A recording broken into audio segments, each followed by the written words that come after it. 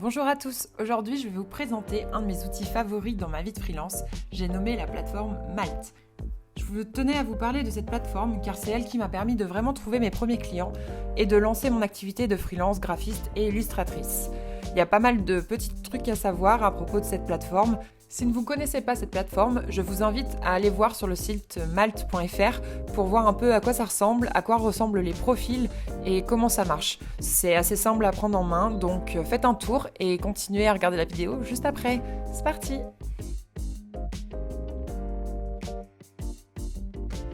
Alors, Malt, c'est la plus grosse plateforme de freelance en France qui a été fondée en 2013 et qui est la plus utilisée aujourd'hui. On y trouve une centaine de métiers représentés, allant du photographe au consultant web, UX designer et bien d'autres types de consultants. Sur le site, vous pouvez clairement voir tous les métiers qui y sont, donc si vous êtes curieux, vous pouvez regarder, voir si votre métier est représenté.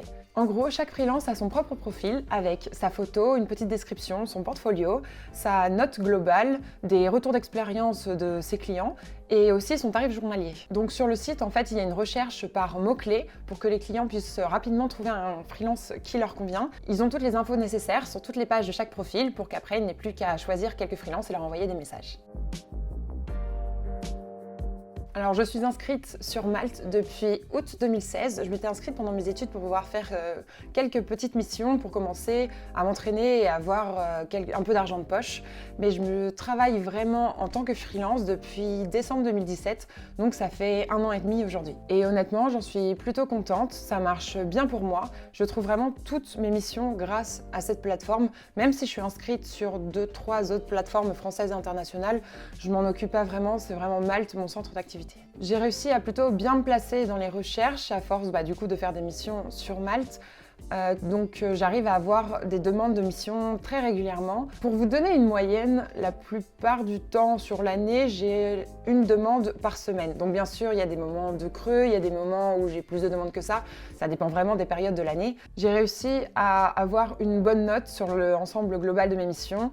En ce moment, je suis à 4,9 sur 5. Du coup, ça me place bien aussi dans la recherche selon les profils. Quand on tape illustrateur sur Malt, j'ai des statistiques qui me disent exactement à quelle place je suis. Du coup, j'en suis plutôt contente parce que grâce à ça, on me trouve assez facilement.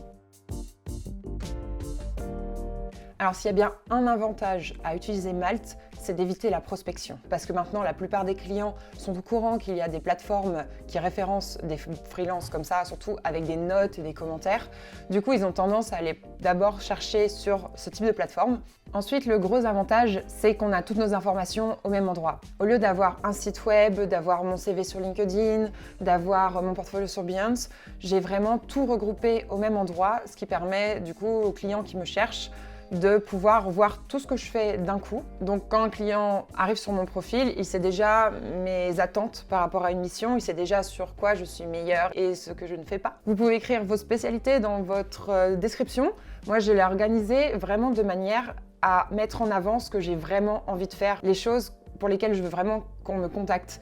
Par exemple, dans mes tags aussi bien que dans ma description, j'ai mis toutes les choses qui correspondent à l'illustration en premier et au graphisme en deuxième. Ce que j'aime bien aussi avec Malt, c'est qu'ils sont assez présents et réactifs. Comme tous ceux qui ont déjà utilisé Malt savent, Malt prend 10% sur le prix total de la mission. Mais à quoi ça sert ces 10%? Justement, c'est le SAV, c'est comme si vous aviez un agent derrière vous. Pour vous donner un exemple, l'année dernière, j'ai eu un souci avec un client. J'ai fait la mission, ça s'est bien déroulé. Et à la fin, au moment de la facture, il n'avait toujours pas provisionné la mission. Du coup, ce que j'ai fait, c'est que je l'ai appelé et je lui ai dit écoutez, maintenant, il faut provisionner la mission parce qu'il faut que je sois rémunérée. Et ils m'ont dit non, en fait, dans notre entreprise, ça se passe pas comme ça. Il faut que vous attendiez 3 mois pour que la facture passe en compta. Ah, du coup, j'étais un peu embêtée. Je ne pouvais pas attendre 3 mois, c'est un trimestre, c'est énorme. Du coup, ce que j'ai fait, c'est que j'ai appelé Malt pour qu'ils puissent voir avec le client. Ce qui s'est passé, c'est que Malt m'a dit il n'y a pas de souci, nous, on vous avance l'argent, on peut vous régler la mission. Et dans 3 mois, nous, on s'occupe de ce client pour qu'il nous rembourse. Donc là, j'étais bien contente de pouvoir avoir un SAV, si on peut dire ça comme ça, qui puisse m'aider sur des soucis comme ça. Et pour les avantages d'une fois la mission terminée, c'est la provision sur la mission. Du coup, le client, en fait, il ne vous paye pas directement, il paye la plateforme Malt pour après que l'argent soit versé sur votre compte à vous. Donc ça permet de mettre une sécurité, aussi bien du côté du client que du vôtre. Du coup, pendant tout le long de la mission, moi, ce que je fais, c'est que je mets à la fin de mes mails, n'oubliez pas de provisionner la mission sur Malte. Comme ça, le jour où la mission est terminée, je renvoie un petit mail gentil au client en lui disant, écoutez, moi maintenant, pour être rémunéré, il faut juste que vous retourniez sur Malte et que vous cliquiez sur le bouton terminer la mission. Comme ça déclenche le paiement et moi, je suis payée directement. Donc, grâce à ça, j'ai pratiquement jamais eu de retard de paiement et les clients sont très compréhensifs, il n'y a pas de souci. De toute façon, il y a des fois des clients qui comprennent pas trop comment ça marche. Je leur dis, écoutez, appelez Malte. Et alors, ils savaient qu'il marche bien. Et à chaque fois, ils n'ont jamais eu de soucis, ils m'ont jamais trop posé de questions là-dessus et ça fonctionne plutôt bien. Et une fois que le paiement a été libéré, que la mission est vraiment terminée, le client peut donc vous mettre un petit commentaire et une note sur votre profil Malte, ce qui va permettre de rebooster votre profil. Donc à chaque fois que vous terminez la mission, l'algorithme de Malte rebooste un peu votre profil pour pouvoir justement en trouver d'autres derrière. Donc ça, je trouve ça plutôt pas mal, ça permet de ne pas rester avec des creux en fait. J'ai plusieurs personnes qui m'ont demandé un peu mes tips pour réussir à trouver leur premier client sur Malte et bien réussir à continuer à trouver des missions derrière. Du coup, j'ai fait une liste des meilleurs tips selon moi à vous partager. Alors, tips numéro 1, votre vitrine, c'est votre meilleur agent. Du coup, votre profil doit être nickel. S'il vous plaît, mettez une jolie photo de vous. Malte organise des shootings photos, en tout cas à Paris, très régulièrement. Il suffit d'aller voir sur leur blog, il y a un agenda et dans l'agenda, il y a toutes les séances photos qu'ils réalisent. Il suffit de s'inscrire, il y a un bouton de s'inscrire tout simplement. Vous allez dans leurs locaux, ça dure un quart d'heure. Et du coup, ça vous permet d'avoir une super photo derrière, c'est complètement gratuit, pour mettre sur votre profil LinkedIn, sur votre CV, comme vous voulez. Mais du coup, d'avoir vraiment quelque chose d'attrayant qui permet déjà aux gens de cliquer sur votre profil puisque c'est la première chose qu'ils voient, c'est votre photo. Ensuite, dans la description, essayez de lister les choses que vous savez faire. Généralement, les gens ne lisent pas forcément toute la description entière, surtout si c'est assez long. Donc forcément, si c'est une liste, ils vont pouvoir parcourir rapidement des yeux et trouver exactement ce dont ils ont besoin. S'ils ont besoin d'un kakémono pour un événement, ils vont chercher kakémono dans le texte, mais ils ne vont pas lire ce que vous avez fait comme étude, qu'est-ce que vous aimez faire, Du coup, ça, c'est hyper important aussi. Le portfolio, pareil, il doit être parfait.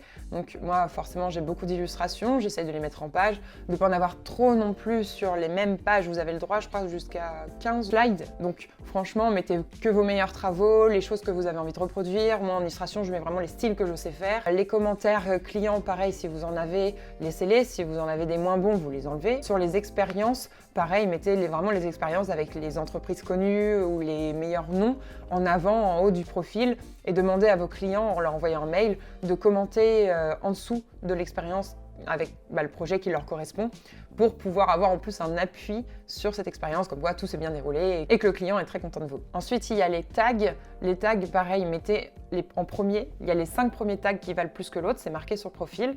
Vraiment ce que vous avez envie de faire en particulier. Si c'est l'identité visuelle, vous mettez l'identité visuelle en premier. Et même si vous savez quand même faire des sites web, mais c'est pas trop ce qui vous intéresse, vous les mettez dans les tags, mais vers la fin des tags, tout simplement. Ensuite, un autre tip que j'ai, c'est d'ouvrir Malte très souvent. Pour vous montrer, cette semaine, j'ai changé mon portfolio. J'ai changé l'organisation, j'ai rajouté des différentes slides et quand on va voir dans mes statistiques, j'ai un pic de visibilité le jour où je l'ai changé et le lendemain aussi. Comme quoi, allez sur Malte, changez des choses dans votre description, ou juste changer l'ordre si vous avez vraiment rien à rajouter. Changez votre photo, ça va vous permettre en fait de remonter dans l'algorithme et remonter dans les recherches. Donc n'hésitez pas à aller un peu tous les jours sur Malte, ça va vous replacer en fait un peu mieux dans les recherches. Un troisième tips un petit peu plus dur à appliquer, c'est de répondre rapidement aux messages. Quand vous avez un nouveau message d'un client sur Malte, on vous envoie un mail et un SMS.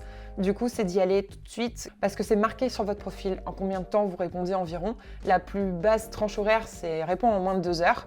Donc, essayez de rester dans cette tranche horaire de 2 heures pour répondre aux clients et évitez vraiment de skipper les messages parce que ça, du coup, Malte met votre profil carrément en pause si vous n'avez pas répondu après, je crois, une journée parce que l'algorithme considère que vous êtes inactif, donc il vous supprime de leur catalogue. Quatrième tips, si vous n'avez pas encore de profil sur Malte et que vous comptez vous en faire un, surtout faites-le au moment où vous commencez à travailler en freelance, pas avant.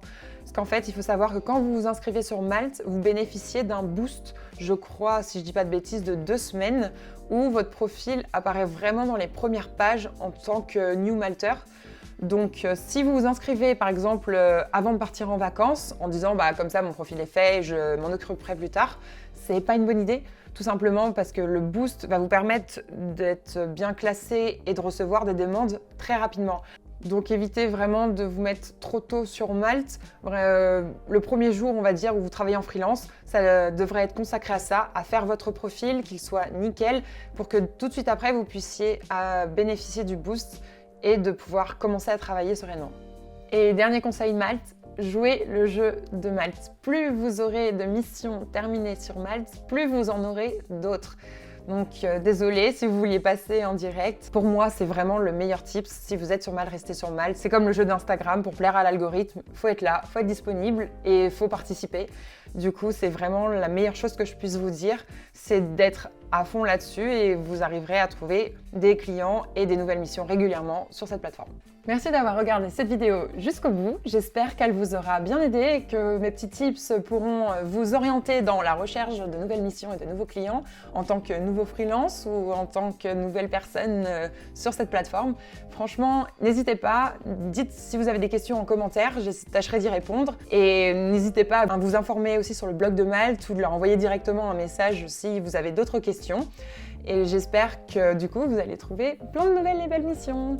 Ciao! Alors, j'ai ouvert une fenêtre privée pour ne pas fausser. Illustrateur Paris. Voyons voir la place que j'ai aujourd'hui. Et ben voilà, aujourd'hui je suis première dans le classement. Sans fausser, je ne suis pas connectée et je suis en navigation privée.